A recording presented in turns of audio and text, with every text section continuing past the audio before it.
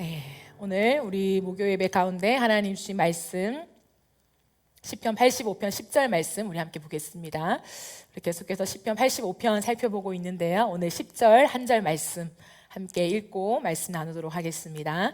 시작.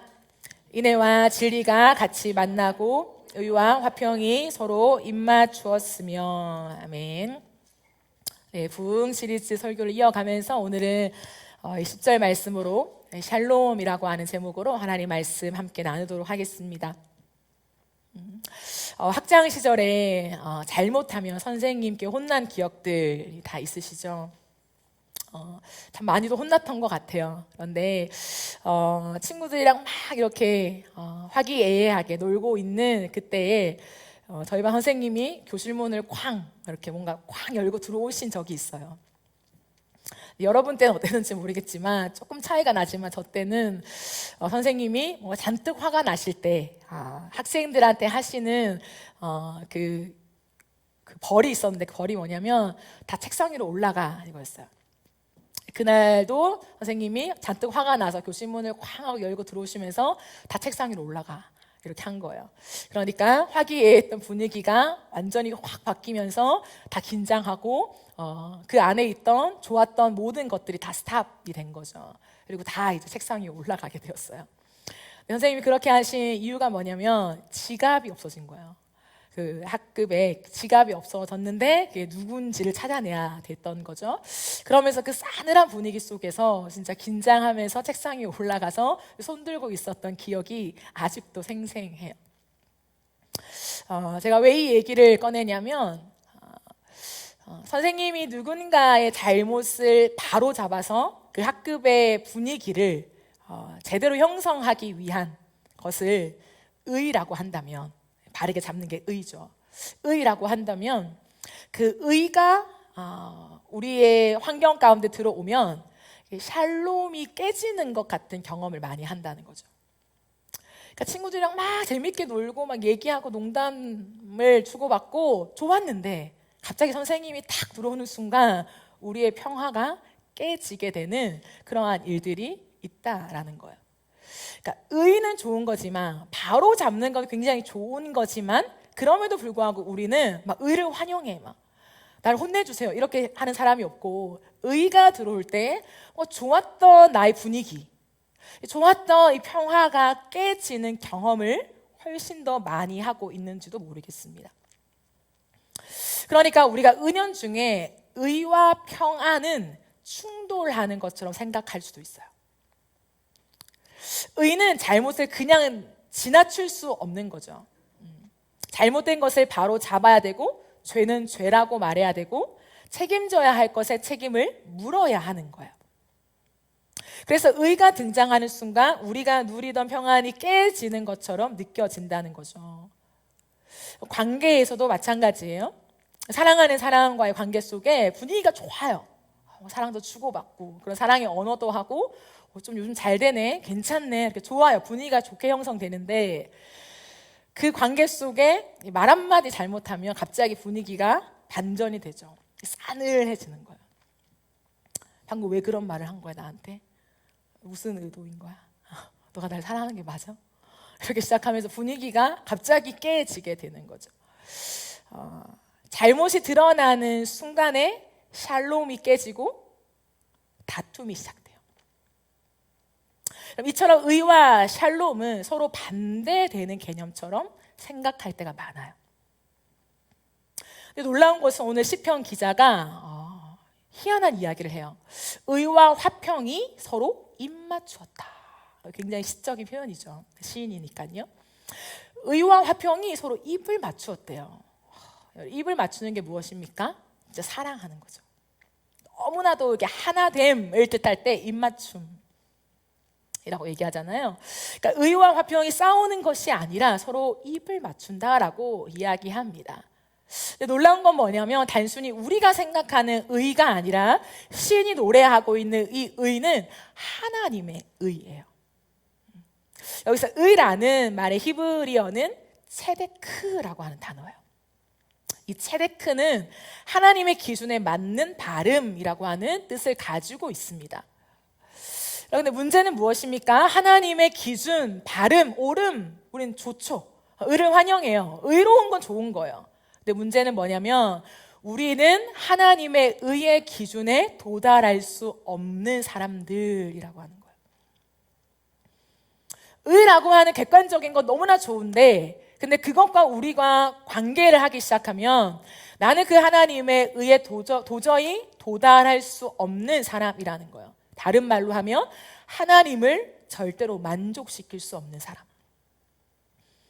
보면 기준이 높은 사람들이 있죠. 기준이 높은 부모님, 기준이 높은 상사, 기준이 높은 주변에 사람들이 있을 수 있습니다.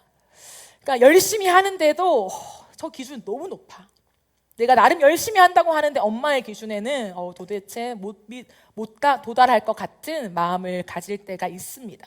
의가 높을수록 그렇죠. 근데 하나님의 의는 조금 더 높은 수준이 아니라는 거예요.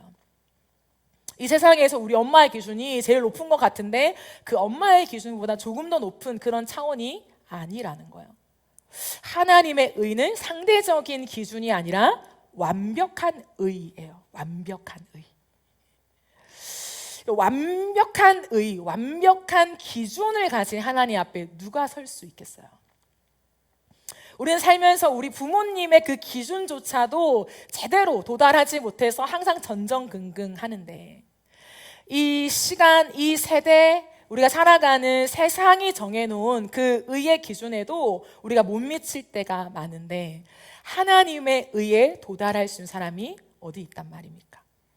누가 대체 하나님의 기준을 맞출 수 있겠어요? 그래서 우리는 하나님의 의를 생각할 때 기쁠 수 있죠. 하나님 바르신 분, 잘못을 넘어가지 않고 죄를 드러내시고 객관적으로 보면 좋아요. 근데 그 하나님의 의 앞에 내가 서게 되면 기쁨보다도 두려움이 훨씬 더 크다는 거예요. 우리가 하나님을 사랑한다고 표현하잖아요. 하나님을 사랑하고 하나님을 좋아해요. 그런데 하나님이 정해놓은 그 질서와 그 기준, 그 의라고 하는 하나님의 많은 그 목록 앞에 만약에 선다고 생각하면 룰루랄라 기쁜 사람 없을 거예요. 다 마음이 답답하고 뭔가 두렵고 경직될 거라는 거죠.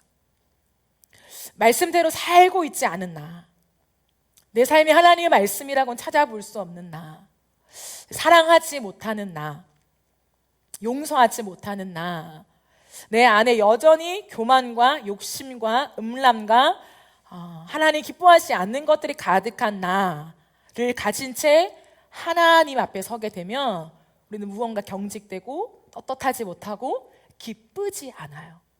아이러니하죠. 하나님을 사랑한다고 하지만 하나님이 기쁘지 않아요.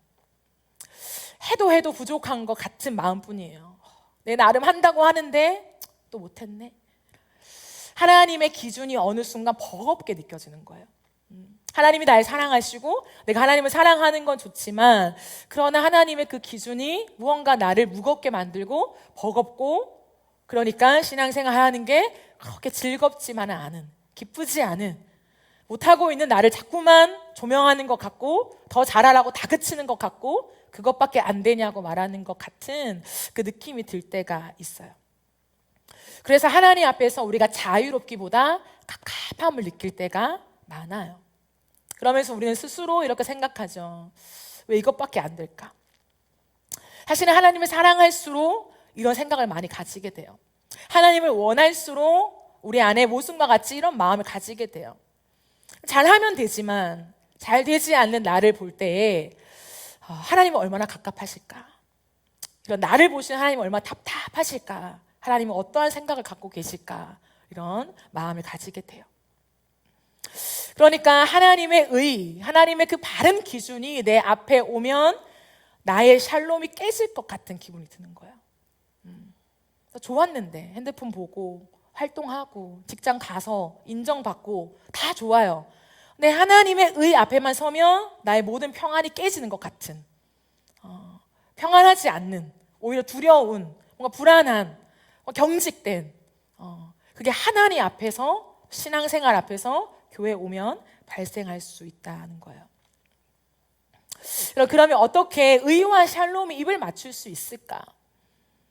세상에 나가면 나를 인정해주고 나를 칭찬해주고 내 것들을 다 증명하는 이 세상 속에서 하나님 앞에만 서면 뭔가 경직되고 위축되고 내가 못하는 것 같은, 나만 바보 같은, 또 넘어졌네 이런 생각만 드는 이것 속에 과연 하나님의 의와 하나님의 샬롬이 입을 맞출 수 있을까?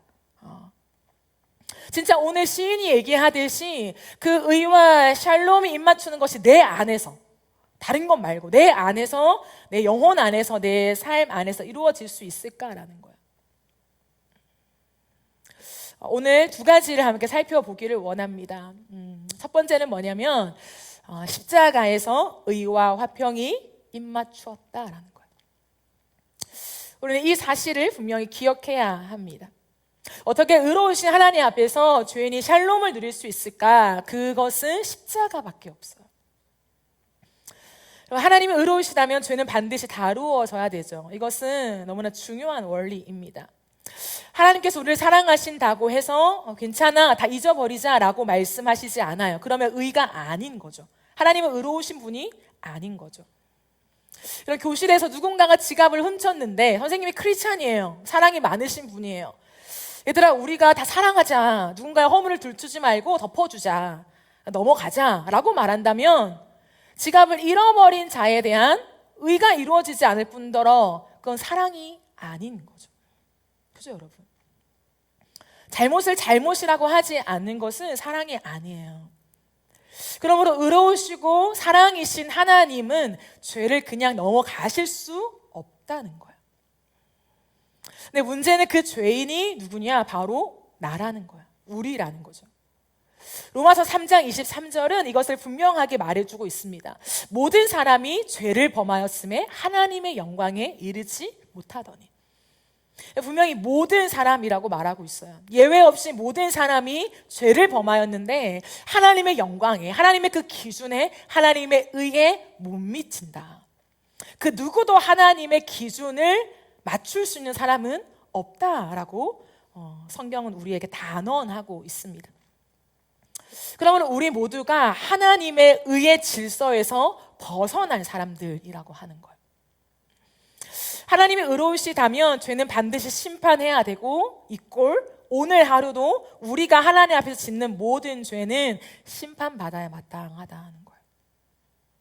하나님 나를 이뻐하시니까 하나님 이 정도 죄는 넘어가 주세요가 안 된다는 거예요. 그건 더 이상 하나님이 진짜 우리를 사랑하시는 게 아니고 하나님의 의가 성립될 수 없게 되는 거죠. 그러니까 하나님이 오늘도 의로우시다면 오늘 이 하루를 살아가는 동안에도 우리가 짓는 죄에 대해서 하나님 반드시 징계하시고 반드시 혼내셔야 한다는 거예요. 여러분, 아이를 키우잖아요. 아이가 잘못했는데 아이를 너무나 사랑하니까 이게 잘못도 아니야, 괜찮아 그런 부모가 세상에 어디 있어요? 사랑하는 만큼 잘못을 바로잡아주고 그것이 잘못됐다는 것을 알려주길 원하는 것이 부모의 사랑과 마음이라는 거야. 하나님은 오늘도 우리의 인생을 보시면서 그냥 사랑의 눈으로 본다는 것이 우리의 죄도 다 넘어가 주시고 괜찮아, 오냐 하시는 것이 아니라 반드시 심판하신다는 거야. 그럼에도 불구하고 우리가 하나님과의 관계가 깨지지 않고 여전히 화목하며 여전히 화평과 샬롬을 누릴 수 있는 그 비결은 뭐냐면 우리 안에서 오늘도 십자가가 세워질 때만 가능한 거라는 거예요. 여러분, 많은 사람들은 하나님이 우리를 사랑하신다는 것을 아멘 하고 믿어요. 하나님 우리를 사랑하신다, 하나님 우리의 죄를 용서하신다라는 걸 철석같이 믿어요. 교회 안에서 선포하는 이야기 중에 하나님 우리 죄를 용서하시고 우리를 사랑하신다는 말을 사람들은 가장 좋아합니다. 그런데 아이러니하게도 가장 믿지 않는 게 이 두 가지예요. 하나님이 나를 사랑하실까? 내가 이런 행동을 했는데 하나님 나를 사랑하실까? 하나님 말씀하셨는데 내가 지키지 않았는데 나를 사랑하실까? 이 측면과 우리가 죄를 지어도 하나님 앞에 가지고 나아가서 죄를 회개하는 회개 기도를 하지 않아요. 그것은 무슨 말이냐면 내 죄를 오늘도 용서해 주신다는 사실을 믿지 않는 거죠.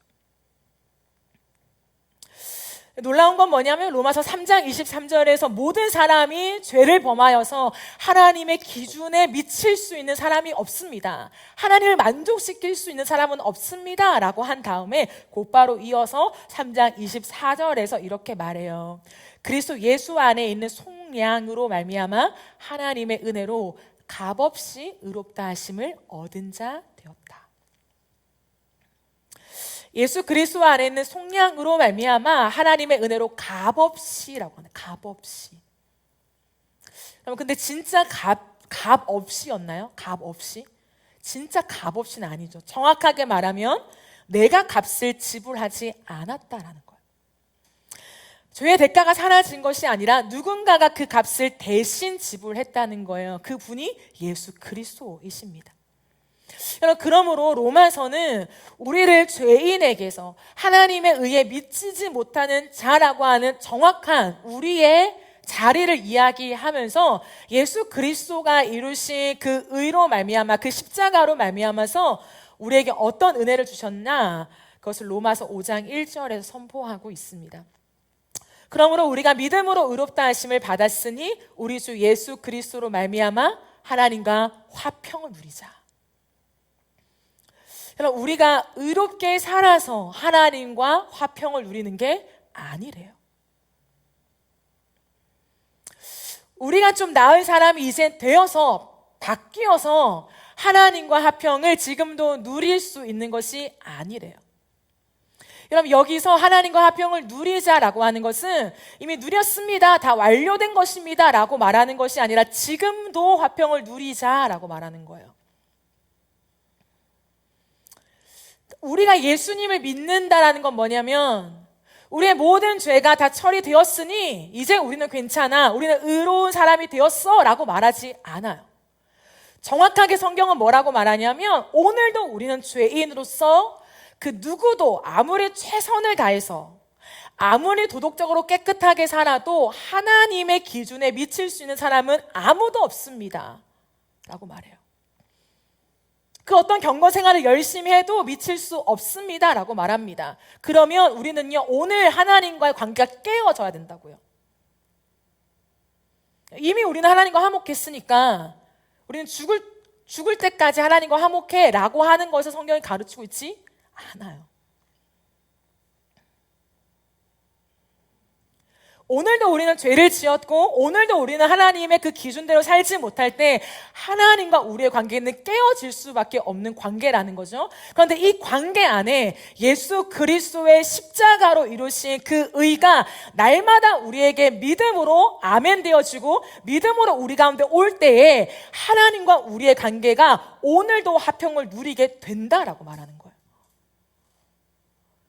그러므로 정확하게 말하면 나 예수님 믿었어, 나 예수님 안에서 하나님과 이제 친해, 하나님과 가까워, 나 하나님의 자녀야, 이 믿음으로 오늘 마음대로 살아요. 말씀도 안 읽고 세상을 사랑하고 세상의 가치관을 따라 살고 하나님의 방향과 엉뚱한 방향으로 달려가는 삶인데 난 하나님과 화목할 수 있어, 난 지금도 괜찮아, 그럴 수가 없다는 거예요. 오늘 우리가 하나님의 의에 미치지 못하면 우리에게 오는 건 뭐냐면 하나님과 관계 깨어짐이라는 거예요. 그래서 그 깨어진 관계 속에 무엇이 발생하냐면 두려움과 기쁘지 않음이 발생한다는 거예요. 정직하게 말하면 우리가 하나님의 의에 도달하지 못하고 말씀을 읽지 않고 주님의 말씀에 순종하지 않는데 난 너무 좋아, 요즘 너무 해피해, 하나님과 너무 관계가 난 가까운데 그건 착각인 거예요. 우리가 하나님의 의에 도달하지 못하면 반드시 정확하게 말하면 뭔가 찜찜한, 이 더운 날씨에 땀을 흠뻑 흘리잖아요. 그리고 안 씻었다고 생각해 보세요. 찝찝하잖아요. 여러분 안 씻고 이틀, 3일을 산다고 생각해봐요. 이 30도가 넘는 날씨에 못 견디죠. 잠이 안 이루어지죠. 그 상태가 되어야 되는 게 우리 영의 상태예요, 사실은. 누군가는 찝찝해도 너무 피곤해, 잘래 하는 사람이 있겠죠. 그렇다고 해서 깨끗한 안 더러운 건 아니라는 거죠. 깨끗하진 않다는 거죠. 그죠? 우리의 영혼의 상태가 마찬가지예요, 여러분. 우리의 영혼의 상태가 나는 하나님의 자녀가 되었고 나는 예수님을 믿으니까 나는 주님과 평안해. 좋아. 라고 해놓고 내 마음대로 살 때에 나는 괜찮은 것 같은데 하나님과 나쁘지 않은데 라고 생각해도 본래 우리의 영의 상태는 지금 찝찝한 상태라고요. 왜 예배를 드리고 하나님 앞에서 내가 큐티도 하고 여러 가지 경건 생활을 하는데 우리의 영혼의 답답함을 느낄까요? 여러분 그런 적 있지 않아요? 기도를 해도 답답한, 기도를 하고 났어요.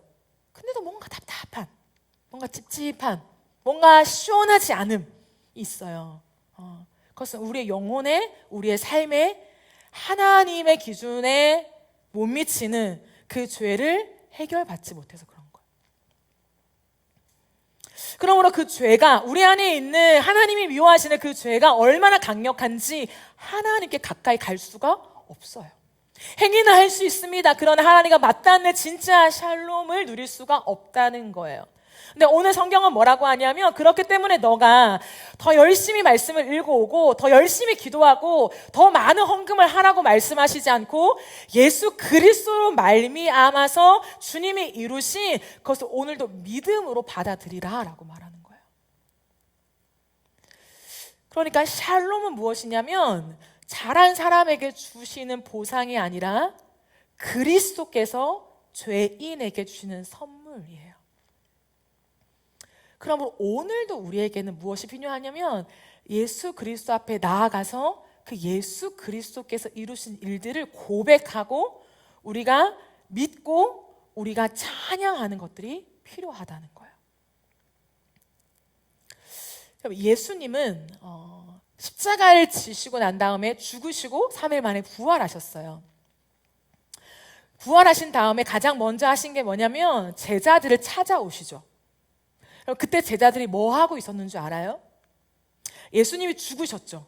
그 죽으실 때 다 도망가고 그러면서 결국에 예수님이 부활하셨어요. 근데 그 사이에 그들은 뭐 하고 있었냐면 유대인들을 너무 두려워하고 있었어요. 우리 유대인인데, 내가 유대인이었는데 나 예수를 믿었어. 예수가 하나님의 아들이라고 쫓아다녔단 말이죠. 그러니까 그 유대인들이 두려워서 성경에 보면 그들이 숨어 있었다 이렇게 말해요. 근데 그렇게 숨어 있는 그 제자들에게 예수님이 찾아오십니다. 여전히 예수님을 믿고 확신하며 아니야 예수님 부활하실 거야, 우리가 예수님을 부인했지만 예수님 부활하실 거야 라고 예수님을 기다리고 있었던 게 아니라 오히려 더 극심한 두려움 속에 숨어 있었어요. 주님의 기준에 완전히 못 미치죠. 근데 자신들의 눈앞에 부활하신 예수님이 나타나셨어요. 그 예수님이 제자들을 만나서 무슨 얘기를 하시겠어요? 제자들의 입장에서 우리가 제자라고 생각한다면 내가 예수님을 부인하고 그리고 여전히 하나님이 아니라 유대인들을 두려워해서 숨어있는 나에게 예수님이 부활하셔서 나타나셨어요. 그 예수님이 나한테 뭐라고 말할 거라고 우리는 기대하세요? 생각하세요?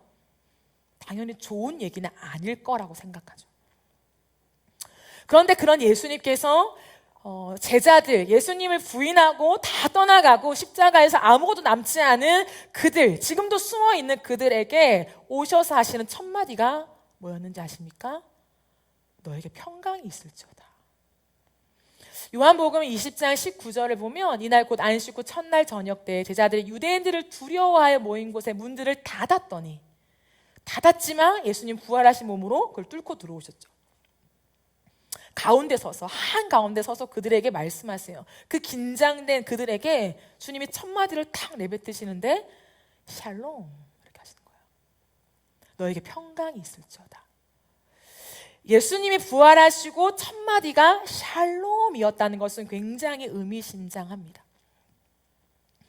그리고 예수님은 자신의 손과 옆구리를 보여주시면서 이렇게 말하죠. 20절에 이 말씀을 하시고 손과 옆구리를 보이시니 제자들의 주를 보고 어떻게 해요? 그제서야 기뻐해요. 주님이 샬롬이라고 하시면서 그 손을 보여주실 때 그들은요 정말 다시 한번 그 긴장이 풀어지면서 기뻐했다라고 말하고 있습니다.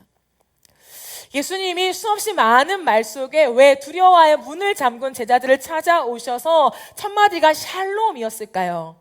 이것을 위해서 십자가를 지셨다는 증거예요. 예수님이 왜 십자가를 지셨냐? 그리고 왜 부활하셨냐? 예수님이 십자가를 지시고 부활하신 그 목적이 무엇이냐면 제자들에게, 사람들에게 샬롬을 주고 싶었다는 거예요. 그런데 왜 하필 샬롬을 말씀하신 후에 상처를 보여주었을까? 그럼 생색 내신 걸까요? 나 너희들을 위해서 십자가에 못 박고 지금 부활해서 왔다. 이거 좀 봐라. 예수님 그런 분이 아니에요. 자신이 한 일을 생색 내거나 알아주길 원해서 손을 보여주신 것이 아니었어요. 예수님이 그들에게 샬롬을 말씀하신 다음에 예수님의 상처를 보여주신 이유는 무엇이냐면 예수님의 상처가 우리의 샬롬을 누릴 수 있는 이유이기 때문이에요. 이것은 단순히 생색 내시거나 아니면 나 진짜 예수 맞아, 나 십자가에 못 박힌 예수 맞아, 이거 보고 내가 진짜라는 걸 믿어줘, 둘 다 아니었어요. 진짜 예수님께서 그들에게 샬롬을 말씀하시면서 손에 못자국과 옆구리에 상처를 보여주시는 건 뭐냐면 이 상처만이 우리의 샬롬의 근거가 된다라고 말씀하시는 거예요. 이사야는 이것을 일찌감치 성령을 통하여 보고 알고 믿었던 사람입니다. 그래서 이사야 53장에 보면 이사야가 성령의 감동하심을 통하여서 메시아를 봐요. 그 예수 그리스도를 미리 보면서 기가 막힌 이야기를 합니다. 5절, 6절 말씀이죠. 그가 찔림은 우리의 허물 때문이요, 그가 상함은 우리의 죄악 때문이라. 그가 징계를 받음으로 우리는 평화를 누리고 그가 채찍에 맞음으로 우리는 나음을 받았도다. 그 주님의 상처와 그 주님의 상함과 우리의 샬롬이 직결되어 있다라고 이야기해요. 6절에 보면 우리는 다 양 같아서 그릇 행하여 각기 제 길로 갔거늘 여호와께서는 우리 모두의 죄악을 그에게 담당시키셨도다. 예수님의 십자가가 어떤 의미냐? 예수님이 왜 죄를 다 뒤집어 쓰고 십자가에 달리셨냐? 그것은요, 우리의 모든 죄를 대신 담당시키신 하나님 때문이라는 거예요. 하나님이 우리의 모든 죄를 다 모아서 예수 그리스도께 다 뒤집어 쓰면서 이 모든 죄는 예수가 한 거라고, 얘들이 한 거 아니라고. 하나님이 우리의 모든 죄를 예수님께 다 전가시키며 다 뒤집어 씌운 거예요. 그래서 오늘도 우리가 하나님과 화목된다, 하나님과 샬롬을 누린다, 나 하나님 너무 기뻐요, 하나님 날 사랑하시죠? 라고 아멘하는 건 뭐냐면 하나님 내가 지은 모든 죄 예수님이 지은 죄잖아요. 이렇게 오늘도 우리는 뻔뻔하게 예수님께 우리의 모든 죄를 전가시켜야만 하나님과 샬롬을 누릴 수 있어요. 그래야 우리의 죄가 예수님의 죄가 되어서 예수님이 십자가에 못 박혀 죽으신 의가 우리의 의가 되는 거예요. 그러면 오늘도 죄라는 것은 만만한 것이 아니라는 거예요. 이미 2000년 전에 십자가에 돌아가신 예수님, 감사하게 나의 죄를 위해서 죽으셨어요. 아멘. 끝나는 것이 아니라 오늘도 우리가 하나님과 화목하고 오늘도 내가 하나님의 사랑을 누리면서 내가 하나님을 기뻐할 수 있는 그 관계의 회복을 오늘도 누리기 위해서 우리가 해야 되는 건 뭐냐면 오늘도 내가 지은 죄를 뻔뻔하게 예수님이 지었다라고 말하면서 예수님의 그 의를 가지고 와야 된다는 거예요. 이건 단번의 사건이지만 오늘도 우리에게 고백되어져야 하는 그런 사건이에요. 그럴 때만 예수 그리스도의 그 보혈이 강같이 나를 덮어서 그냥 말로만 예수님 날 구원하셨어요, 저는 그걸 믿습니다 라고 되는 게 아니라 진짜 내 죄를 씻기시고 해결하신 그 예수의 피가 오늘도 내 영혼 가운데 강같이 흘러서 내 영혼이 시원하게 되는 거예요. 내가 아무리 죄를 지어도 오늘도 그 십자가 앞에서 예수님이 행하신 일들을 고백하며 나아갈 때 내 영혼이 뻥 뚫림을 경험하게 된다고요. 그렇지 않고요, 우리가 그냥 개념적으로 그냥 통상적으로 말하는 그 복음을 갖고 얘기한다면요, 예, 고백할 수 있습니다. 예수님 나의 구원자이십니다. 예수님 나의 죄를 위해 십자가에 돌아가셨습니다. 예수님 부활하셨습니다. 그럼 1000번, 10,000번 그 이상으로 고백할 수 있습니다. 그런데요, 그 예수님의 보혈이 오늘도 내 죄를 진짜 씻기는 것을 경험하지 못하는 거예요. 오늘도 그 주님이 단번에 죽으신 것이 효력이 있다라고 말하는 예수의 피가 나를 자유하게 하지는 못한다는 거예요. 여전히 찝찝해요. 여전히 어떤 거에 가두어져 있는 것 같아요. 답답해요. 하나님과 뚫어지지 않는 것 같아요. 예, 내가 주님의 자녀 맞습니다. 그런데도 영적으로요, 막혀 있는 느낌이 든다고요. 그게 왜냐면 너무 고상하게 예수의 십자가를 말하고 있기 때문이에요. 여러분, 예수님의 그 은혜는 그냥 감사해요 주님, 나를 대신해서요, 이 정도가 아니라는 거예요. 오늘도 우리가 짓지 않은 무언가를 다른 사람이 너가 했잖아 라고 막 우리는 발끈하죠. 내가 안 했어. 내가 한 거 아니야. 진짜야. 이렇게 말하죠. 우리는 억울함을 못 참아요. 근데 오늘도 예수님 때문에 그리스도로 말미암아 하나님과 화평을 누리자, 하나님과 샬롬을 누린다라고 말하는 건 뭐냐면, 내가 지은 죄를 예수님이 지었잖아요. 다 가져가세요. 오늘도 내 모든 이기심과 교만함과 하나님의 의에 미치지 못하는 내 모든 삶을 다 가져가세요. 그리고 주님이 십자가에서 흘리신 그 보혈, 그 의를 나한테 주세요. 이 요청을요, 우리는 날마다 해야 돼요. 왜 많은 사람들이 기도는 하고 찬양을 하고 하나님 앞에서 우리가 받은 은혜를 선포하지만 왜 영혼이 하나님과 맞닿지 않는 그 임재를 온전히 누리지 못하는 상태를 지속할까요? 이 부분이 정확하게 뚫리지 않기 때문이에요. 성경은 정확하게 우리에게 말합니다. 예수님의 그 상처가 우리의 모든 죄를 가져갔다고요. 예수님의 그 상처가 우리의 모든 죄에 대한 값을 지불하셨다고요. 그래서 십자가에서 하나님의 의와 하나님의 샬롬은 입을 맞추고 있다고요. 분명히 말해요. 근데 그 의와 샬롬의 입맞춤이 오늘도 저와 여러분 안에서 이루어지고 있습니까? 하나님의 그 기준에 미치지 못하는 너무나 높은 그 의가 오늘도 나를 징계하고 오늘도 나를 진노하게 만들고 하나님의 화가 나에게 쏟아져야 하지만 여전히 주님과 샬롬, 너무나 좋은 그 관계를 진짜 누리고 있냐고요. 진짜. 여러분, 하나님 우리를 사랑하기 위해서 의를 포기하지 않으셨어요. 우리를 심판하기 위해서 사랑을 포기하지도 않으셨습니다.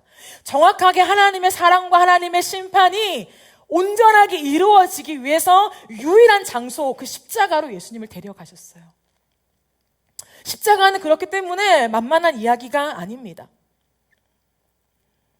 우리가 받아야 될 심판을 예수 그리스도께서 대신 받으심으로 말미암아 하나님의 의를 만족시키시고 우리에겐 샬롬을 주셨어요. 그럼 이것은 복음 중에 복음이에요. 많은 사람들이 여전히 하나님을 믿는데, 십자가를 믿는데, 그 구원을 고백하는데 계속 내가 하나님 앞에 나의 의를 증명하려고 해요. 아니라고 하면서 내가 말씀을 읽고 기도하고 무언가 잘하면 신나요. 기분이 좋아요. 근데 뭐 잘 안 돼. 기도도 잘 안 되고 내가 의도한 대로 잘 안 되고 짜증도 내고 화도 내고 뭔가 하나님 말씀하신 그 기준과 그 질서에 내가 부합하지 못한 것 같아요. 그럼 어떻게 해요? 나 안 해. 아, 못해. 어차피 하나님 기준에 못 미치는데 난 안 돼. 이렇게 말해요. 우리가 진짜 뭘 믿고 있는지를 돌아봐야 돼요. 우리의 샬롬의 근거가 뭔가? 하나님과 화목하고 주님을 기뻐하고 하나님을 너무나 좋아하는, 하나님이 나를 좋아하시는 게 느껴지는 그 샬롬이 무엇으로 연결되고 무엇으로 이루어지는가, 나는 뭐 때문에 샬롬이라고 말하는가를 명확하게 알아야 된다는 거예요. 여전히 내가 있어요. 내가. 그렇기 때문에 내 손에서 내가 무언가를 하는 내 열심, 여전히도 그것이 있기 때문에요, 우리는 샬롬을 잃게 돼요. 자꾸 조건이 따라오는 거예요. 샬롬이었다가 샬롬이 아니야. 샬롬이었다가 샬롬이 깨져요. 자꾸 이 반복된 것들 속에 지겨운 거야. 지겹다. 언제까지 반복을 해야 되는 거야? 신앙생활이 기쁘지가 않은 거예요. 여러분, 우리의 손에는 언제나 실패한 흔적이 가득해요. 예, 사람은 그렇습니다. 하나님의 의에 도달할 수가 없다니까요. 영원까지. 절대로.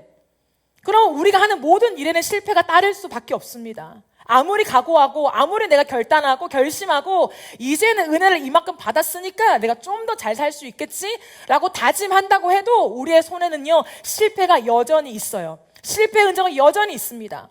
세상에 나가서 인정을 받고 우리가 증명하고 많은 사람들의 칭찬과 그 모든 평판을 얻는다 할지라도 하나님 앞에서는 언제나 실패의 흔적을 갖고 있어요.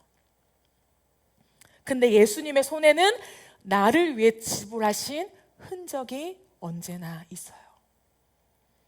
그러므로 내 손을 보는 것이 아니라 예수님의 손을 보아야 된다는 거예요. 내가 내 열심과 내가 무언가를 해서 예수님을 붙잡고 그 샬롬을 붙잡고 하나님과의 화평을 붙잡으려고 하는 것이 아니라 예수님이 지불하신 그 예수님의 손이 나를 낚아채게 해야 된다는 거예요. 예수님의 손이 나를 집어서 하나님 앞으로 데려가게 해야 한다는 거예요. 그러니까 우리는 내 열심으로 내 갈망으로 하나님을 붙잡으려고 해요. 주님, 이제는 예수님을 믿으니까 내가 이렇게 할게요. 그러니까 주님 샬롬을 주세요. 이런 순서죠. 근데 성경은 전혀 그렇게 말하고 있지 않아요. 순서가 뒤바뀌어요. 예수님이 이루신 그 말미암아 예수님이 이루신 그 십자가에서의 의가 나를 사로잡을 때 우리가 하나님 앞으로 갈 수 있다고 말해요.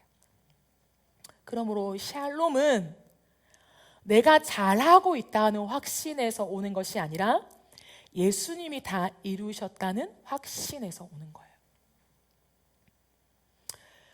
그러므로 샬롬은 결코 환경에 영향을 받지 않습니다. 성경이 말하는 샬롬, 이게 신약의 단어로 보면 에이레네라는 단어인데요. 이 샬롬, 에이레네, 우리의 그 평안, 우리가 소위 말하는 그 평안, 그 화평, 이것은 결코 상황과 환경에 있지 않아요. 절대로. 이것은 오직 예수 그리스도 안에만 있습니다. 환경이 좋아져요. 상황이 나아져요. 너무 편안하다. 요즘 문제도 없고 룰루랄라 행복해. 반드시 그 평안은 언젠가 깨져요. 왜냐하면 가짜 평안이기 때문에. 예수님 안에서만 우리는 샬롬을 누릴 수가 있다라는 거예요. 여러분, 이 십자가가 만들어낸 하나님의 의와 샬롬이 만나는 이 능력이 얼마나 강력한 줄 아십니까? 기가 막히게도 오늘 이 시인은 이 십자가에서 주님이 이루신 이 모든 것들을 알았던 사람이에요. 여러분, 구약의 모든 사람들도요, 성령을 통해 예수님을 본 사람들이 많습니다. 예수를 보아야만 우리의 구원을 받을 수 있어요. 이 시인은 오늘 우리에게 뭐라고 말합니까? 두 번째예요. 십자가에서 인애와 진리가 만났다라고 말해요. 인애와 진리가 같이 만나고. 인애는 뭐냐면 히브리어 헤세드예요. 우리 많이 들어봤죠? 헤세드. 하나님의 언약적 사랑입니다. 근데 이 언약적 사랑은 뭐냐면, 그러니까 상대가 사랑받을 만해서 사랑하는 것이 아니라 하나님께서 사랑하기로 약속하셨기 때문에 사랑하시는 것을 말해요. 그러니까 우리의 행위에 그 어떤 보탬도 없다는 거예요. 우리가 사랑받을 만해서 주님은 우리를 사랑하시지 않습니다. 하나님의 의에 못 미치기 때문에 그런 일들은 발생할 수가 없어요. 근데 대신에 하나님의 그 헤세드, 그 은혜의 그 헤세드는 무엇이냐면 하나님이 우리를 사랑하기로 약속하셨기 때문에 사랑하시는 거죠. 그런데 하나님의 이 사랑과 하나님은 항상 같이 쓰는 단어가 있어요. 그게 뭐냐면 진리예요. 진리. 이걸 히브리어로 말하면 에메트입니다. 에메트. 에메트는 명사인데요. 신실함, 확실함, 불변함이라고 하는 뜻을 가지고 있습니다. 그러니까 하나님의 언약적 사랑 헤세드와 에메트가 서로 만났다라고 말합니다. 이것은 무엇일까요? 하나님이 우리를 사랑하시는데 그 사랑에 신실하시다는 거예요. 여러분, 사랑은 중요하죠. 사랑의 감정과 그 사랑의 헌신과 그 사랑의 모든 책임은 너무나 중요한 것입니다. 더 중요한 게 뭐냐면 그 사랑에 신실하냐는 거예요. 사랑이 변하면요, 사랑이 아무리 뜨겁고 아무리 강력해도요, 그건 끝나버리는 거예요.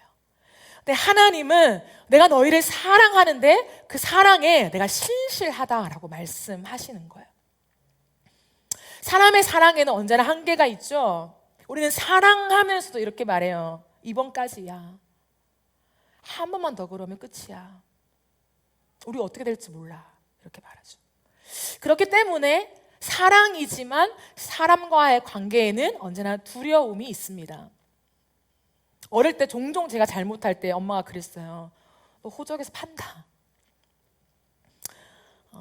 엄마의 이미지가 좀 이렇게 될 수가 있는데, 어쨌든 제가 이제 목회한다고 했을 때도 호적에서 판다 이렇게 하셨어요.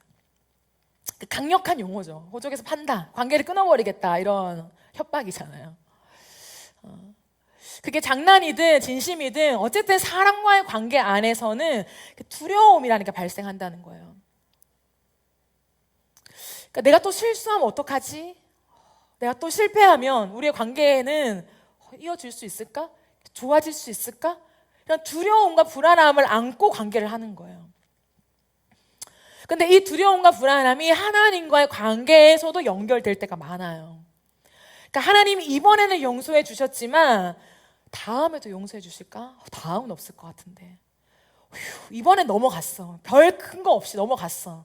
다음번에는 내 삶에 무언가 하나 치실 것 같은데. 이런 식의 생각이요. 이번에는 받아주셨지만 내가 또 같은 모습이라면 그때는 하나님도 안 받아주실 것 같은데. 그래서 우리는 샬롬을 잃어버리는 거예요.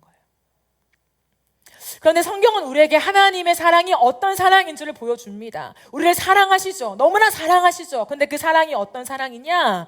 요한복음 13장 1절에 예수님께서 마지막 십자가를 지러 가시기 전에 제자들에게 이렇게 말하죠. 세상에 있는 자기 사람들을 사랑하시되 끝까지 사랑하시니라. 저는 이 구절을 참 사랑합니다. 세상에 있는 자기 사람들이 누구입니까? 너무 사랑하는 내 제자들, 나랑 3년을 함께 했던 내 수제자들, 이런 느낌이 아니에요. 세상에 있는 자기 사람들, 하나님의 의에 미치지 못하는 사람들, 3년을 넘도록 동고동락하며 가르쳤지만 십자가의 의미를 모르는 사람들, 예수님이 지금 뭐 하러 가시는지 전혀 알아차리지 못하는 사람들, 엉뚱하게 구원자, 이 로마에서부터의 해방을 생각하고 그림 그리고 있는 주님과 너무 달라도 생각이 다른 그 제자들, 이 세상에 있는 자기 사람들을 사랑하시는데 어떻게 해요? 끝까지 사랑하신다. 예수님의 사랑은 우리를 너무 사랑해서 용서 쿠폰 주는 정도가 아니라는 거예요. 너희가 조금 힘드니까 내가 100장 줄게, 100장. 용서 쿠폰 100장 줄게, 100장 사용해. 이런 식의 사랑이 아니에요. 우리가 주님 앞에 계속해서 잘못할 때 주님이 우리 인생에 딱 찾아오셔서 딱 멱살 잡고 어느 날 기도 시간에 딱 찾아오셔서 마지막이다. 진짜 마지막이야. 더는 안 참는다. 나 몇 번 말했지. 한 번만 더 하면 너 아웃이야. 이렇게 말씀하시지 않는다는 거예요. 예수님이 십자가에서 우리를 사랑하신 사랑은 주님의 헤세드와 에메트가 만난 사랑이에요. 그래서 그 십자가의 사랑은 뭐냐면, 너희가 극악한 죄인일 때 내가 너희를 이만큼 사랑하지만 이 사랑이 무엇인 줄을 모른 채 엉뚱한 길로 가고 있는, 전혀 마음이 맞지 않는 그 상태일지라도 내가 너희를 포기하지 않는다라고 하는 끝까지의 사랑이에요. 그래서 주님은 그 십자가 위에서 우리에게 용서 쿠폰을 날리신 정도가 아니라 그냥 하나님 자신을 주신 거예요. 주님 자신을 우리에게 영원토록 주신 거예요. 그래서 그냥 약간 무한대 같은, 그냥 무한 리필 같은, 그냥 무한 그런 뷔페 같은 그런 느낌이 아니라 그냥 실컷 먹어, 실컷 용서받아, 실컷 내가 너희를 사랑하니까 그 사랑을 누려 정도가 아니라, 주님은요 그냥 하나님 자신을 주시면서, 예수님 자신을 주시면서 뭐라고 하냐면, 너희가 날마다 내 사랑 안에 거하지만 실패할 거다. 너희가 나를 사랑하지만 그럼에도 불구하고 매일마다 이 죄에서는 절대 벗어날 수 없을 것이다. 너의 생각과 마음 가운데 끝없는 죄에 이 많은 더럽고 지저분하고 추악한 것들이 올라올 것이다. 근데 그때마다 그 모든 죄를 나한테 다 떠넘겨라. 다 내가 했다고 말해라. 그러면 오늘도 너에게 내 십자가의 보혈이 강같이 흐르게 될 것이다. 그러면 사단이 널 결코 정죄할 수 없다. 너에게 자유가 임할 것이다 라고 주님이 말씀하시는 거예요. 그럼 그게 무엇이냐면 십자가.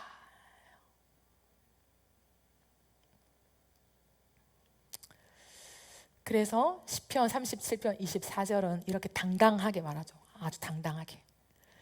그는 넘어지나 아주 엎드러지지 아니함은 여호와께서 그의 손으로 붙드심이로다. 수없이 넘어져요. 이 정도 넘어지면 그냥 엎어져야 돼요. 코가 깨지고 그냥 머리도 깨지고 그냥 끝나야 돼요. 근데 수없이 많이 넘어지지만 아주 엎드러지지 않는다. 그러니까 끝나지 않는다는 거예요. 그 까닭은 무엇이냐면 여호와께서 그의 손으로 붙드심이라는 거예요. 이렇게 강한 손 맞죠? 홍해를 가른 손 맞죠? 근데요, 진짜 시편의 기자들을 보면요, 그 여호와의 손을요, 그 그리스도의 손으로 봐요. 그 십자가 위에서 우리를 죽기까지 놓지 않고 사랑하신 그 상처 입은 손을 이야기하는 거예요. 오늘도 주님은 내 강한 손으로 걱정 마, 너희를 붙잡아 줄게. 그럼 이 정도가 아니라요, 너의 모든 죄를 내가 다 뒤집어 쓰고 내가 십자가에서 죽었다. 너희를 대신하여 내가 죄인이 되었다. 그러니 이 손으로 내가 너를 붙잡아 주마 라고 말하는 그 손이에요.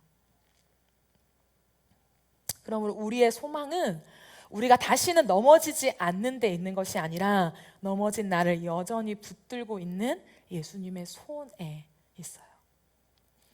그러니 그 손을 보세요. 오늘도 주님 앞에 기도하러 나아가면서 그 손을 상상하며 그 성령을 통하여 그 손이 어떠한 능력인가를 보게 해달라고 기도하세요. 묻자국난 손, 나를 대신하여 값을 지불한 손, 그리고 나를 끝까지 사랑하신 손, 그 손이 나를 붙잡고 있으면 우리는 절대 엎드려지지 않아요. 사단이 우리를 절대 낚아채 가지 못해요. 저기 절망의 구렁텅이에 우리를 절대로 집어넣지 못합니다. 하나님은 우리에게 아주 자신 있게 말하세요. 사람들은 사랑하다가 변하지만 나의 헤세드는 에메트와 만났기 때문에, 그 십자가에서 너를 사랑했기 때문에 변하지 않는다. 하나님의 그 자신 있는 하나님의 그 사랑을 우리에게 오늘도 말씀하십니다. 그러므로 하나님은 우리를 사랑하시고 그 사랑에는 변함이 없어요. 끝까지 신실하십니다. 그래서 하나님은 하나님의 사람들에게 하나님의 속성을 말씀하실 때 사랑보다 더 많이 말하는 게 뭔 줄 알아요? 신실이요, 신실. 내가 너희를 사랑해, 사랑해, 사랑해보다 하나님이 훨씬 더 많은 단어를 사용하시는데 그게 에메트예요. 내가 너희를 진실하게 사랑한다, 신실하게 사랑한다, 이 사랑의 끝이 없다. 그걸 훨씬 더 즐거워하십니다. 그러면 그 신실함이 있기 때문에 오늘 우리는 샬롬을 누릴 수 있어요. 그러므로 여러분, 하나님과의 관계는 복음 안에서 이렇게 정리됩니다. 그리고 잘해야 사랑받는 것이 아니라 사랑받기 때문에 잘하고 싶어지는 거예요. 그 사랑을 절대 이용하지 않아요. 사랑하는 예수님께 내 죄를 뒤집어 씌워 본 사람은 그 죄를 결코 가볍게 느끼지 못합니다. 어차피 날 용서해 주시는데 어차피 평생 용서해 준다며, 그러면 내가 죄 짓고 용서 구하면 되지. 절대 그렇게 못해요. 그 사랑하는 주님 앞에 오늘도 내 죄를 뒤집어 씌우고 주님이 하신 거잖아요. 그리고 의를 받아내면서 하나님과 화평을 누리는 사람은요, 이제는요 그 주님을 위해서 잘하고 싶어져요. 주님을 위해 살고 싶어지는 거죠. 그래서 순종은 사랑받기 위한 조건이 아니라 이미 사랑받고 있는 사람의 응답인 것입니다. 그러면 여러분, 저는 부흥을 이야기하면서 부흥의 어떤 원리나 부흥의 어떤 정의를 두고 싶지 않아요. 오늘도 저는 부흥을 이렇게 말하고 설교를 마무리하고 싶습니다. 부흥은 뭐냐? 내 안에 샬롬이 찾아오는 것.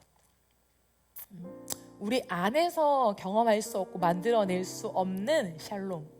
외부의 환경이나 조건, 상황으로 얻어낼 수 없는 그 절대적인 평안. 그것이 십자가 위에서만 이루어졌고 예수 그리스도 안에만 있는데 그 주님이 깨어진 우리에게 샬롬으로 찾아오시는 거예요. 오늘도 두려워서 문을 닫고 있는 나에게, 오늘도 두려워서 한 발짝도 나가지 못하는 내 인생 가운데 주님이 먼저 찾아오셔서 야, 너 왜 그러고 있어? 왜 그것밖에 못해? 내가 너한테 이미 말해줬잖아. 그 약속도 다 어디 간 거야?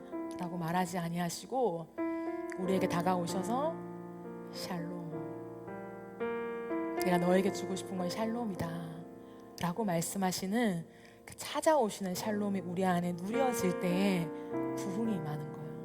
살아나는 거예요. 그 샬롬을 통하여서 그 예수의 십자가가 믿어지고 그 주님 안에서의 얻는 그 놀라운 안식, 그 잔잔한 내 고요한 내 마음의 상태를 너무 사랑하게 되는 거예요. 그래서 주님과 함께 계속 거하고 싶어지는 거죠. 그것이 부흥입니다. 오늘 이 밤에 그 부흥이 여러분에게 경험되어지길 원하고 다른 것에서 샬롬을 찾지 마세요. 일시적인 것에서 샬롬을 찾지 마세요.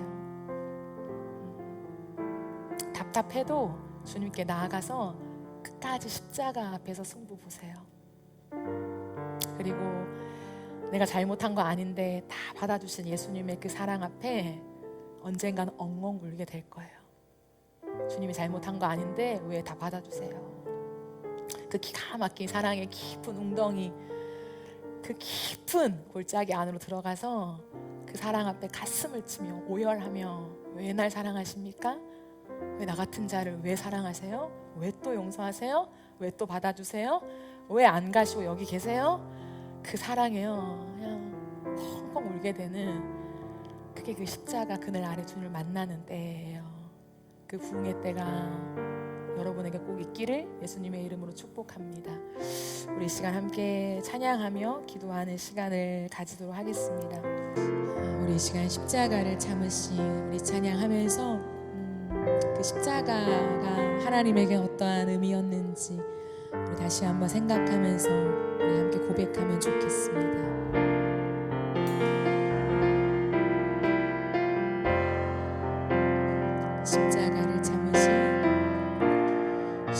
십자가를 참으신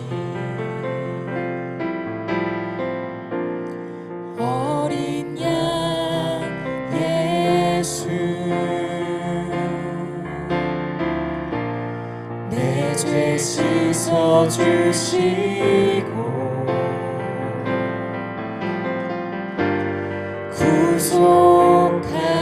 구속하셨네. 어둠을 물리치시 세상의 빛 예수, 영광의 빛 비추사 자유케 하시네.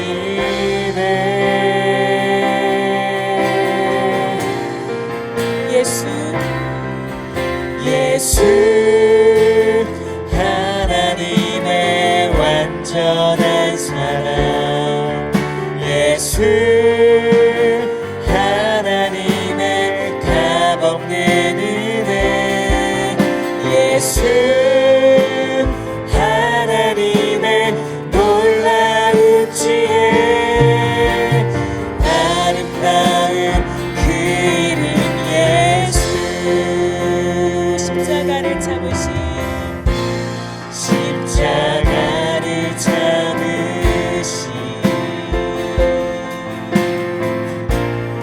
어린 양 예수,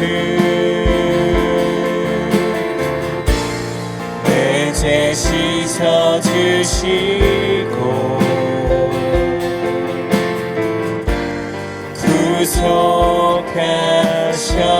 구속하셨네.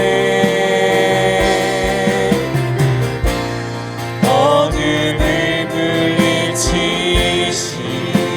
세상의 빛 예수, 세상의 빛 예수, 영광의 빛, 영광의 빛 비추사 자유케 하시네.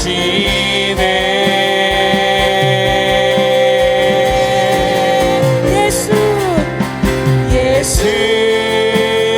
하나님의 완전한 사랑, 예수 하나님의 값없는 은혜, 예수 하나님의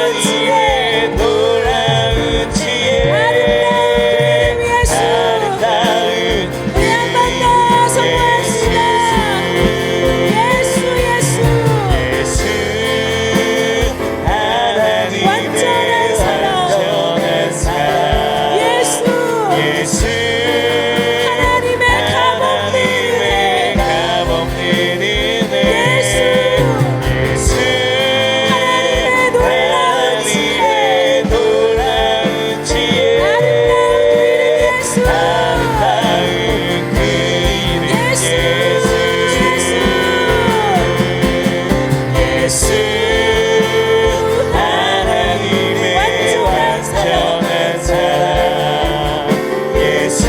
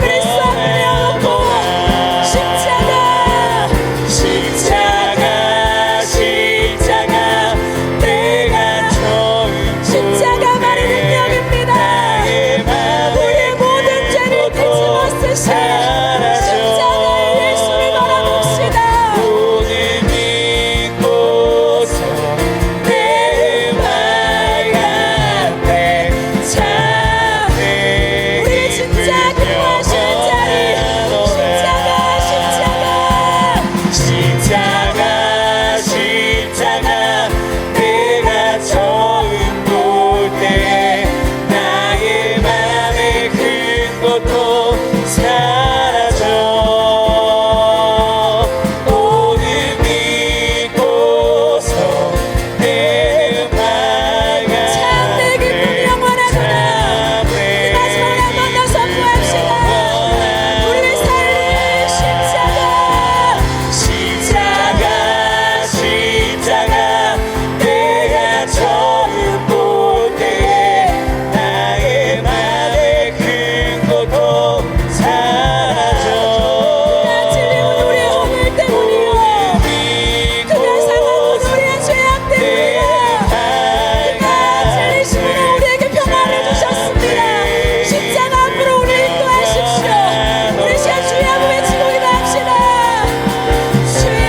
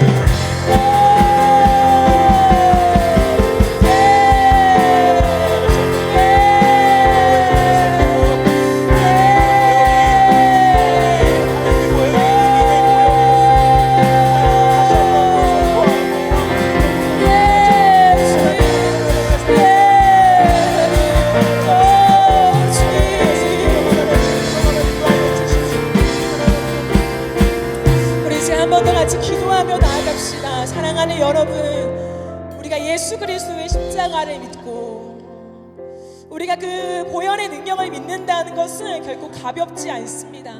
오늘도 우리가 하나님 앞에서 평화를 누리는 것이 당연한 것이 아니라 예수 그리스도의 십자가의 은혜가 오늘도 효력이 있을 때에 하나님과의 샬롬을 누릴 수가 있는 것입니다. 이 시간 기도하며 나아갈 때 주님, 오늘 이 시간도 예수 그리스도의 십자가의 보혈이 2000년 전에 일어난 사건으로 끝나는 것이 아니라 내 영혼의 머리부터 발끝까지 예수의 보혈로 뿌려지는 은혜가 있게 하여 주시옵소서. 오늘도 우리가 지은 죄악들을 회개해야 합니다. 우리는 하나님에 의해 도달할 수 없는 자입니다. 아무리 아침 일찍부터 우리가 성경과 기도로 시작했다 한들 우리 안에는 예수 그리스도가 없으며 그 죄 때문에 평안할 수가 없습니다. 주님, 우리의 모든 죄와 하나님 우리의 존재적인 죄를 예수 그리스도 앞에 내어놓습니다. 하나님, 예수의 십자가의 보혈이 강같이 내 영혼 가운데 흐르게 하여 주시옵소서. 우리 안에 막혀있는 모든 것들이 뚫려지게 하시며 그 보혈로 말미암아 자유함이 우리에게 주어지게 하여 주셔서 하나님과의 샬롬을 누리는 우리의 인생 될 수 있도록 성령 하나님 역사하여 주시옵소서. 우리 이제 다시 한번 주의 한번 외치며 기도하며 나가겠습니다. 주여, 예 하나님, 예 하나님, 주님이 우리의 인생 가운데 주신 그 은혜를 우리가 다시 한번 새기길 원합니다. 하나님, 우리가 날마다 하나님과의 관계 안에서 우리의 어떠함도 하나님에 의해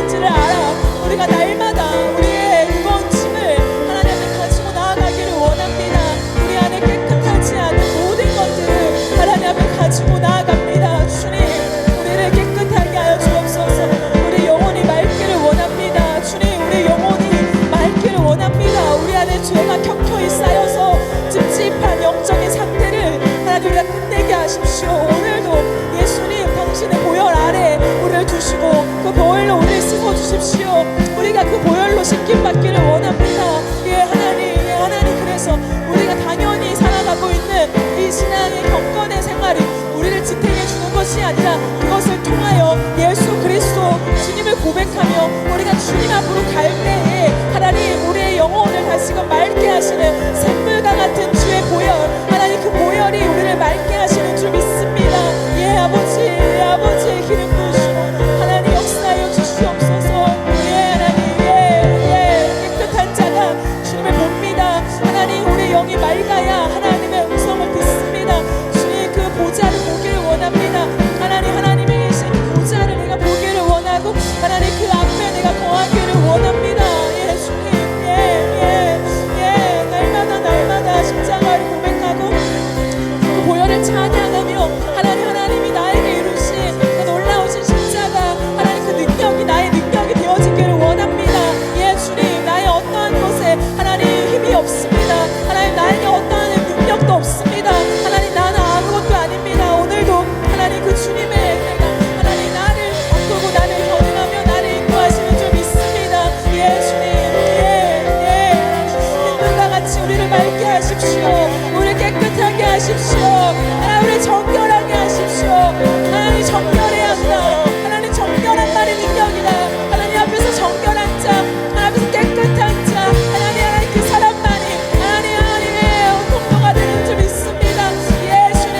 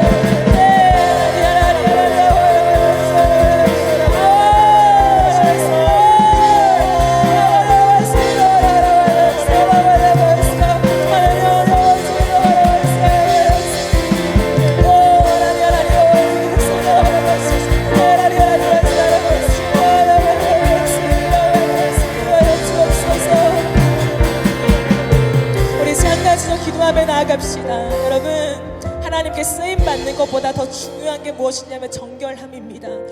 그럼 성경은 말하죠. 정결해야 쓰임받는다. 맞습니다. 그러나 성경은 그것만 말하고 있지는 않습니다. 하나님께 쓰임받아도 결국엔 쓰임받고 버려질 수 있음을 우리에게 무섭게 말하고 있습니다. 그러므로 쓰임받는 것 자체가 중요하지 않아요. 바울도 말합니다. 우리가 도리어 버림받을까 봐 두려워하자. 하나님의 복음을 위해서 쓰임받고 나중에 버림받을까 봐 두려워하자.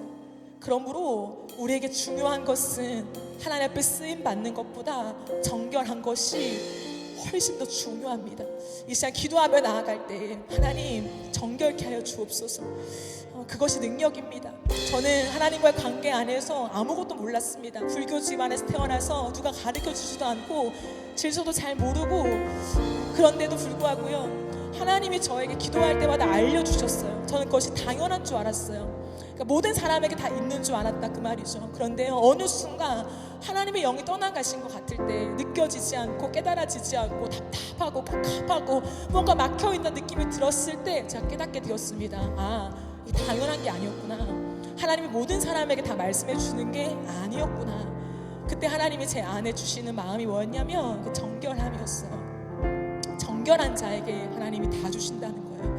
여러분, 이 시간 기도하며 나아갈 때에 우리에게는 어떠한 대단한 능력 없잖아요. 아무것도 없습니다. 그런데 정결하기만 하면 하나님이 우리에게 능력도 주시고 우리에게 하나님 필요한 모든 것을 더해 주시면서 정말로 하나님으로 인해 살아가는 사람이 되도록 우리를 이끌어 가십니다. 그러므로 이 시간 한 번 더 기도할 때에 주님, 내가 다른 어떤 것보다 정결하길 원합니다. 주님, 내가 깨끗하길 원합니다. 하나님 안에서 순전하길 원합니다. 주님께 쓰임받다가 버림받는 인생이 아니라 하나님 이 땅에서 잘 살다가 내가 천국에 들어가지 못하는 인생이 아니라 하나님 내가 이 땅 가운데 정결하게 살다가 하나님을 더 깊이 배우는 은혜를 허락하여 주십시오.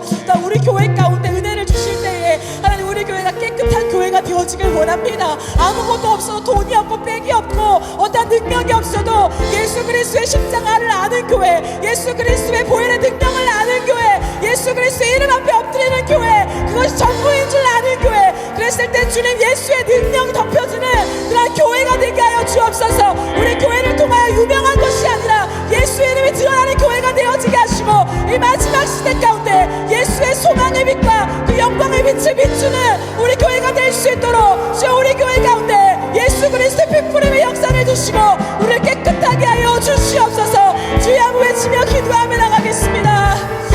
주여,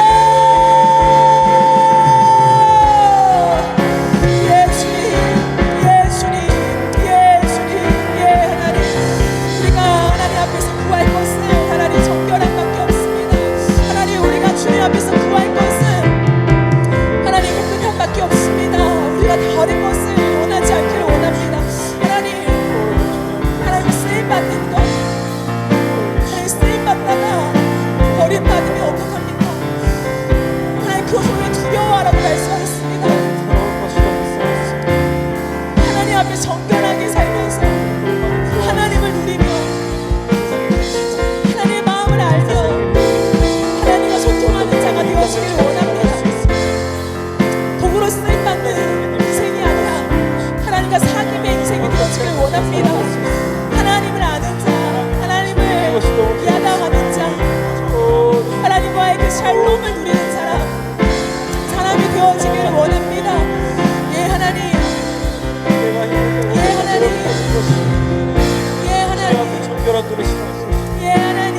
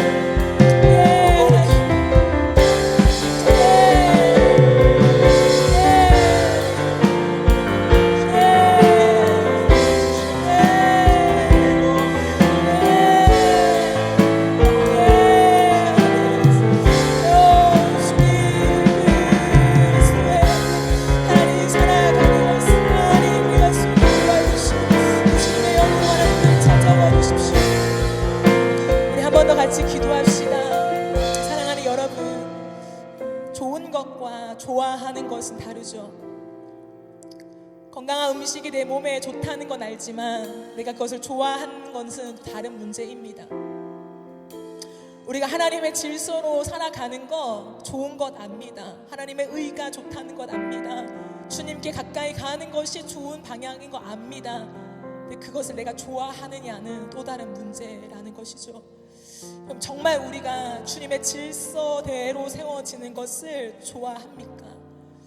그러게 하나님의 질서가 우리의 인생 가운데 세워지는 것은 단순히 행동의 문제가 아니라 사실은 사랑의 문제입니다.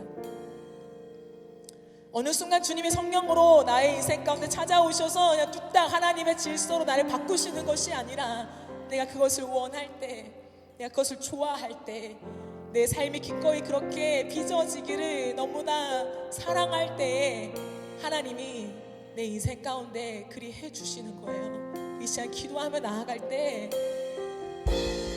나는 정말 무엇을 원하고 좋아하는지 다시 한번 돌아보며 하나님 앞에 솔직하게 고백합시다. 다루어 갑시다. 100번 1000번 우리는 진리의 말씀을 듣습니다. 정말 귀가 아플 정도로 진리가 무엇인지를 듣고 머리로 너무 정확하게 알고 있습니다. 그러나 그렇게 살아가지지 않는다면 어쩌면 사랑의 문제가 풀어지지 않는 건 아닌가 돌아봅시다. 정말 원한다면, 정말 주님을 사랑한다면, 정말 그 질서로 세워지길 원한다면 우리는 기도하게 될 것입니다. 하나님 앞에 그 원함을 올려드리게 될 것입니다.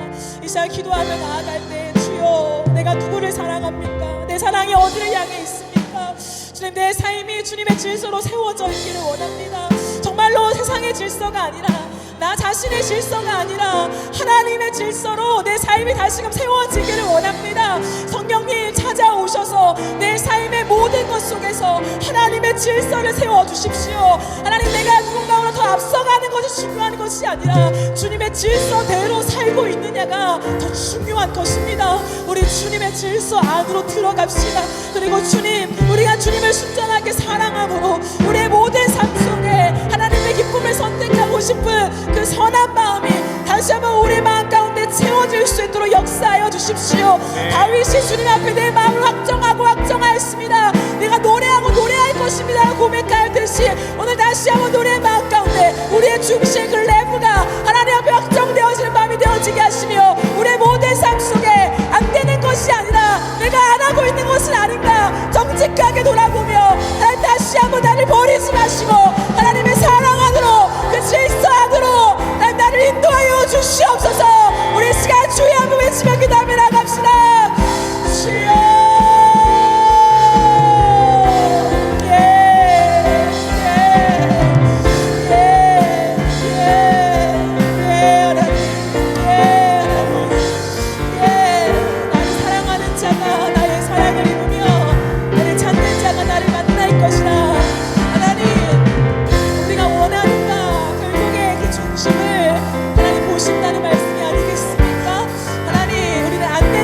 하지만 진짜 안 되는 것인지 아니면 안 하고 싶은 것인지 다시 한번 우리가 돌아보기를 원합니다. 하나님, 우리가 좋은 건 알지만 내가 좋아하진 않을 수도 있잖아요. 하나님, 우리가 정말 주님의 질서와 주님의 나라와 복음을 위해 사는 것이 좋은 것임을 알지만 정말 우리가 그것을 좋아하고 있습니까? 하나님의 영광과 그 나라를 위하여 주님의 질서로 내 삶이 다시 세워지는 것을 내가 좋아하고 있습니까? 조명하시고 아버지여 우리 마음 가운데 하나님을 원하는 선한 마음을 창조하시며 하나님 것을 좋아하기를 원합니다. 하나님 앞에 다루어지기를 하나님의 다스림을 받기를 우리가 좋아하기를 원하고 하나님께서 기꺼이 그 질서 안으로 들어가기를 원합니다. 하나님 우리의 삶에 당신의 질서가 세워지기를 원합니다. 하나님 나라의 질서가 세워지기를 원합니다. 이 땅을 살아가는 동안에 주님 나의 질서가 무너지게 하시고 하나님 세상의 질서가 무너지게 하시고 하나님의 질서로 세워지기를 원합니다. 주님, 우리의 삶을 붙잡아 주시고 하나님 은혜를 더하여 주시옵소서. 주님을 바라며 나아갑니다. 예 주님, 우리가 정직하게 주님 앞에 나아가게 하여 주시고 우리가 하나님 앞에 하나님 어떠한 원함을 갖고 살아가는지 다시 한번 돌아보며 주님, 우리가 성령을 구하며 나아갈 수 있게 도와여 주시옵시고 아버지 주님만을 바라며 나아가길 원하오니 주님 기름 부어 주시옵소서. 우리 음원 들과 함께 기도하겠습니다.